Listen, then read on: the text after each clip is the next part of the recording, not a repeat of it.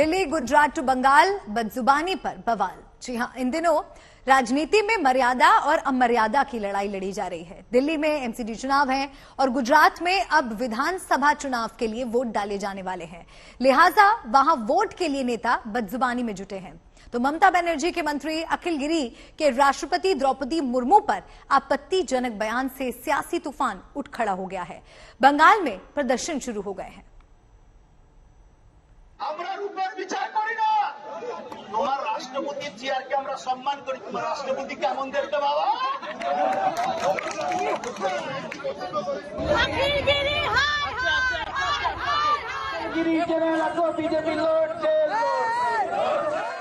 जुबान पर लगाम बेहद जरूरी है। अगर मर्यादा टूटी तो बवाल तय है।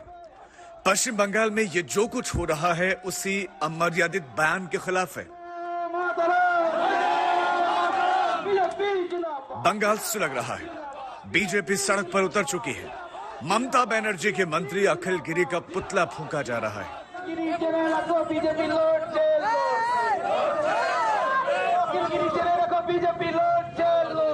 कोई बीच सड़क पर धरने पर बैठ गया है।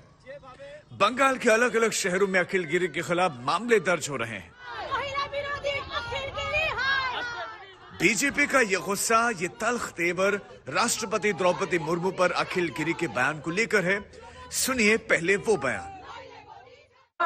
আমরা রূপের বিচার করি না, তোমার রাষ্ট্রপতির চেয়ারকে আমরা সম্মান করি। তোমার রাষ্ট্রপতি কেমন দেখতে বাবা?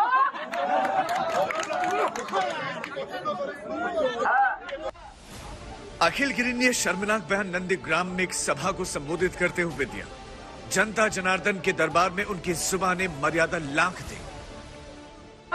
আমরা রূপের বিচার করি না, তোমার রাষ্ট্রপতির চেয়ারকে আমরা সম্মান করি। তোমার রাষ্ট্রপতি কেমন দেখতে বাবা?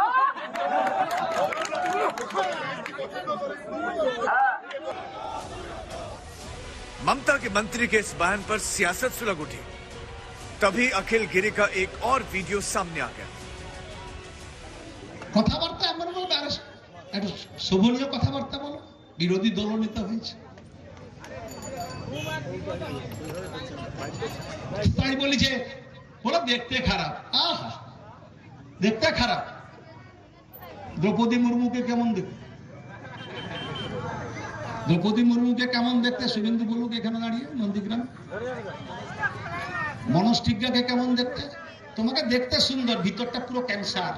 তোমাকে দেখতে সুন্দর, উপরেই জামাটা সুন্দর, আর দেখতে ভিতরটা পুরো ক্যান্সার, ক্যান্সারের মধ্যে।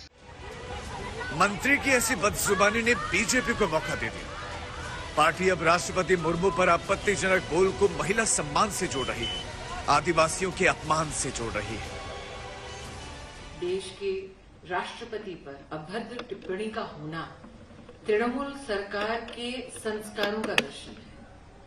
लेकिन मैं प्रश्न ये करना चाहती हूं कि बंगाल की वो मुख्यमंत्री जो हर मुद्दे पर प्रेस के सम्मुख कोई ना कोई बयान निश्चित रूप से देती है, वो तब क्यों चुप्पी साध कर बैठी हैं जब उनके एक नेता देश की राष्ट्रपति पर इस प्रकार की आपत्तिजनक टिप्पणी करते हैं। बीजेपी ने राष्ट्रपति के अपमान को देश के सम्मान से जोड़ दिया है। पार्टी के नेता और कार्यकर्ता अखिल गिरी के मुद्दे पर ममता को घेरने का मौका नहीं गंवाना चाहते। आप और क्या एक्सपेक्ट कर सकते हैं ये पार्टी से? लेकिन ये इतना नीची राजनीति वो लोग करेंगे, ये हम लोग को एक्सपेक्टेशन नहीं था कि ऑनरेबल प्रेसिडेंट श्रीमती द्रौपदी मुर्मू जी के लुक्स के ऊपर, उनके चेहरे के ऊपर लेकर कमेंट लेकर वो लोग राजनीति करेंगे। छी छी छी। ममता बनर्जी के करीबी मंत्रियों में माने जाते हैं अखिल गिरी। बीजेपी पूछ रही है कि आखिर मुख्यमंत्री राष्ट्रपति को अपमानित करने वाले मंत्री को कब बर्खास्त करेंगे। अगर ममता जी में थोड़ा भी नैतिकता बची है, थोड़ा भी मूल्यबोध उनके अंदर बची है, प्रजातंत्र में थोड़ा भी विश्वास है, तो तुरंत ही उनको उस गिरी महोदय को मंत्रिमंडल से बर्खास्त करनी चाहिए। उसकी खिलाफ दोनों कार्रवाई होना चाहिए कानून के अंदर। एक, expulsion from the cabinet of West Bengal government, और दूसरा SC/ST एट्रोसिटी एक्ट्स के अंदर स्पेसिफिक सेक्शन लगा के एफआईआर और हिरासत में लेना कानून के अंदर लाना चाहिए। ये दोनों सॉल्यूशन है। मंत्री के विवादित बोल को लेकर दिल्ली से लेकर कोलकाता तक सियासत सुलगी हुई है। बीजेपी ने ठान लिया है कि मंत्री पर कार्रवाई होने तक आंदोलन नहीं थमेगा, लेकिन बीजेपी के ऐसे रुख को लेकर टीएमसी पलटवार कर रही है। टीएमसी मंत्री के बयान को गलत बताते हुए बीजेपी के हमलों का जवाब दे रही है। ऑनरेबल प्रेसिडेंट के बारे में जो शब्द अखिल गिरी ने कहा, पार्टी स्ट्रांगली कंडेम कर रहे हैं। लेकिन आपको यह भी देखना है जे ममता बनर्जी और Trinamool Congress, they are in favour of women empowerment. आप देखिए पूरा भारत का जो पॉलिटिकल पार्टीज है उनमें हाईएस्ट वीमेन रिप्रेजेंटेशन। अब देखिए पंचायत में, म्यूनिसिपैलिटी में, एमएलए, एमपी, पार्टी ऑर्गेनाइजेशन में, वो तो वीमेन जो पार्टिसिपेशन है वो हाईएस्ट है ऑल इंडिया तृणमूल कांग्रेस में। लेकिन सवाल ममता के मंत्री पर है, आखिर क्यों राष्ट्रपति मुर्मू पर बदजुबानी की गई? सवाल उठे, विवाद बढ़े तो मंत्री ने सफाई भी दे डाली। तो शुभेंदु अधिकारी जो बोलेगा, इसलिए हम राष्ट्रपति नाम लेकर नाम नहीं धरते हैं, राष्ट्रपति को लेकर हम कंपेयर करते हैं कि देखने का विचार नहीं है, इसलिए हम राष्ट्रपति को कोई असम्मान नहीं करते।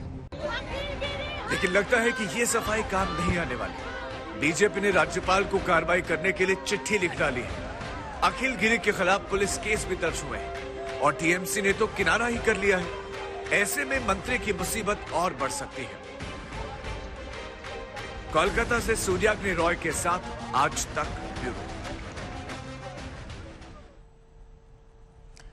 और इस मामले को लेकर बीजेपी के सांसद लॉकेट चैटर्जी ने मंत्री अखिल गिरी के खिलाफ दिल्ली के थाने में शिकायत दर्ज कराई है। ये बड़ी खबर है, अपडेट आप तक पहुंचा दे। बीजेपी सांसद लॉकेट चैटर्जी ने अखिल गिरी की शिकायत की है। पश्चिम बंगाल के मंत्री अखिल गिरी ने द्रौपदी मुर्मू पर विवादित टिप्पणी की, जिसके बाद वे घिर गए। दिल्ली के नॉर्थ एवेन्यू थाने में बीजेपी एमपी ने अब इस पूरे मामले को लेकर शिकायत दर्ज कराई है। मैम यहाँ किस लिए पर आई थी? हम लोग आई थी यहाँ पे, हम लोग जानते हैं कि 11 नवंबर जैसे तरीके से हमारे देश का सर्वोच्च लोकप्रिय लोकतंत्र के सर्वोच्च पद पर है श्रीमती द्रौपदी मुर्मू जी को प्रेसिडेंट ऑफ इंडिया जैसे अपमान किया, एक आदिवासी महिला को अपमान किया, टीएमसी मिनिस्टर ने, नेता ने, और ममता बनर्जी अभी तक कुछ भी नहीं बोला, उनका बर्खास्त भी अभी नहीं हुआ। इसलिए पूरा देश में कोने कोने में, बंगाल में तो बहुत सारा जगह में उनके ऊपर एफआईआर हुए हैं। हम लोग दिल्ली में नॉर्थ एवेन्यू में भी इसका एफआईआर हुए हैं। हम लोग चाहते हैं कि ममता बनर्जी आके सामने आके कोई स्टेटमेंट दे, क्योंकि वो भी महिला है और बंगाल में भी बहुत सारा आदिवासी समाज का लोग रहते हैं। और अखिल गिरी जो बोले हैं, ये सिर्फ एक नहीं दो बार बोले हैं, इसको तुरंत बर्खास्त होना चाहिए और दिल्ली में आके राष्ट्रपति भवन के सामने आके उसको क्षमा मांगना चाहिए कि ये जो किया है वो देश के लिए बहुत इंसल्टिंग है। सिर्फ राष्ट्रपति जी नहीं, भारतीय संविधान को उन्होंने अपमान किया है। भारतीय संविधान मतलब इंडियन का, भारतीयों का अस्तित्व के ऊपर उन्होंने अपमान किया है। ममता बनर्जी के मंत्री ने राष्ट्रपति मुर्मू के खिलाफ आपत्तिजनक बोल क्यों बोले? दरअसल ये सस्ती राजनीति का परिचायक है। सियासत में गालियों का लंबा इतिहास रहा है। ऐसी गलत बयानी से वोट की जोड़ तोड़ की जाती रही है। प्रधानमंत्री मोदी कई बार विरोधियों के अपशब्दों का हवाला दे चुके हैं। अभी एक दिन पहले ही तेलंगाना में उन्होंने जिक्र किया कि उन्हें रोजाना विरोधी 2-2.5 किलो 3 किलो गाली देते हैं।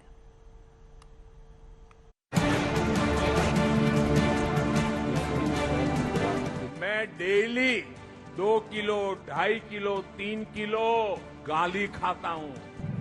અંદર ગયો, મારી સાથે ધમકી ભરી ભાષામાં ગાળાગાળી કરી અને સીધા પોલીસ બોલાવી અને મને પોલીસ સ્ટેશનમાં મોકલી દેવામાં આવ્યો। आप मोदी को कितनी ही गालियां दीजिए, हम हजम कर जाएंगे।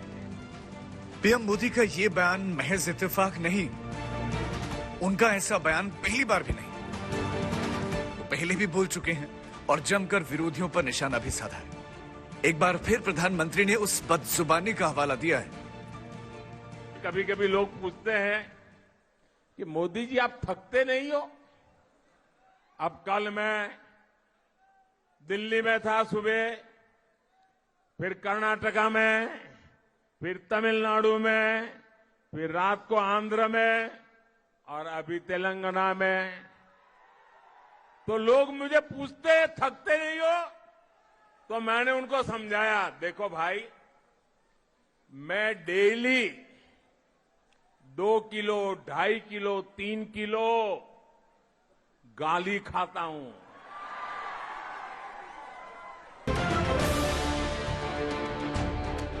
मंच तेलंगाना का था।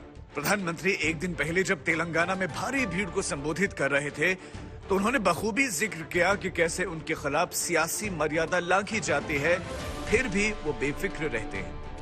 परमात्मा ने मेरे भीतर ऐसी रचना कर दी है, ईश्वर ने ऐसे आशीर्वाद दिए हैं कि ये सारी गालियां मेरे अंदर प्रोसेस होके न्यूट्रिशन में कन्वर्ट हो जाती है। एक सकारात्मक ऊर्जा बन जाती है जो जनता के सेवा में काम आती है भाइयों। तेलंगाना में अभी चुनाव थोड़ी दूर हैं, लेकिन प्रधानमंत्री ने अपने अंदाज में बदजुबानी पर वार किया, विरोधियों पर निशाना साधा। प्रधानमंत्री के बयान के सियासी मायने समझने की जरूरत है। दिल्ली में एमसीडी चुनाव होने जा रहे हैं, तारीख तय हो चुकी है। बीजेपी एमसीडी पर वर्चस्व बनाए रखना चाहती है, लेकिन कड़ी टक्कर में आप है। दूसरा चुनावी राज्य गुजरात है, जहां 1 और 5 दिसंबर को वोटिंग होनी है। वहां भी आप और कांग्रेस से बीजेपी को टक्कर मिल रही है। गुजरात के चुनावी दंगल में हाल ही में आम आदमी पार्टी नेता गोपाल इटालिया ने भी मर्यादा की सारी सीमाएं लांघ दी थी। किस्मनो मानस एनो खर्चो मांगो ने हीराबा आवीने पाछा नाटको करे, આપણને બોલતા શરમ આવે એટલી મોટી ઉંમરના વ્યક્તિ વિશે, પણ એ લોકો નથી શરમાતા। 70 વર્ષનો મોદી થવા આવ્યો, હીરાબા પોતે 100 એ પહોંચવા આવશે, તોય મારા બેટા બે માંથી એક નાટકો બંધ કરતા નથી। आप नेता गोपाल इटालिया पहले सीएम पद की रेस में थे, अब वो सीधे बीजेपी के सामने नहीं है, लेकिन बीजेपी उनके बयान को लेकर हमले का मौका नहीं चूक रही। ये समझना मुश्किल नहीं कि पीएम मोदी की कहां पर निगाहें और कहां पर निशाना है।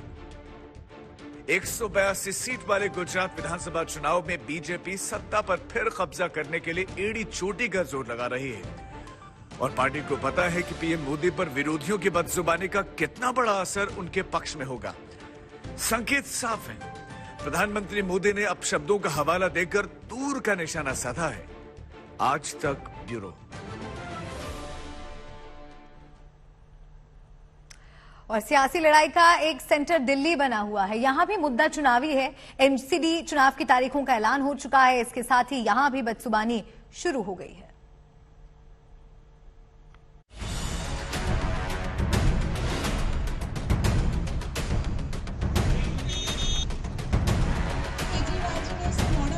दिल्ली में एमसीडी चुनाव की बिसात बिछ चुकी है। गुजरात भी मतदान को तैयार है, लेकिन उससे पहले के सियासी चक्रव्यूह में अहम हथियार बन चुकी है बदजुबानी। गुजरात से लेकर दिल्ली तक सियासत का वो चेहरा दिख रहा है। आप नेताओं के खिलाफ ये पोस्टर एमसीडी चुनाव में उस सियासी तस्वीर की झलक भर है। दिल्ली बीजेपी ने मनीष सिसोदिया की तस्वीर वाला ये पोस्टर ट्वीट किया है। पार्टी ने इस पोस्टर पर शराब घोटाले का जिक्र किया है, महाठग सुकेश चंद्रशेखर का नाम भी लिखा है, और साथ ही अरविंद केजरीवाल पर बड़ा हमला बोला है। इससे पहले बीजेपी नेता तेजिंदर सिंह बग्गा ने सुकेश चंद्रशेखर के आरोपों को लेकर एक पोस्टर दिल्ली में लगाए थे। गुजरात विधानसभा चुनाव हो या दिल्ली एमसीडी चुनाव, केजरीवाल धुआंधार कैंपेन कर रहे हैं। हर जगह मुख्यमंत्री के निशाने पर बीजेपी है, तो बीजेपी के टारगेट पर अरविंद केजरीवाल। डीएनडी डी ढोंगी अरविंद केजरीवाल, एन से निकम्मा अरविंद केजरीवाल, और दूसरे डी से डरपोक अरविंद केजरीवाल। बीजेपी की ओर से ऐसा हमला हुआ तो केजरीवाल ने भी जवाब दिया। मुख्यमंत्री ने एमसीडी पर राज करने वाले बीजेपी से हिसाब मांग लिया। बीजेपी से पूछना चाहता हूं, कोई 5 काम बता दो जो आपने 15 साल में किए हो। कोई 5 काम बता दो जो 15 साल में एमसीडी, चलो 5 मत बताओ, 2 ही काम बता दो जो तुमने 15 साल के, मतलब 24 घंटे बैठ के मेरे को गाली देते हैं, ढोंगी है, राक्षस है, आतंकवादी है, खालिस्तानी है। ये सामने वोट है तो अब शब्दों की चोट है। यह सियासत का आजमाया हुआ हिट फॉर्मूला बन चुका है। लेकिन ऐसी बयानबाजी से दिल्ली के एमसीडी चुनाव में ऊंट किस करवट बैठेगा, ये वक्त ही बताएगा। दिल्ली से पंकज जैन के साथ आज तक ब्यूरो।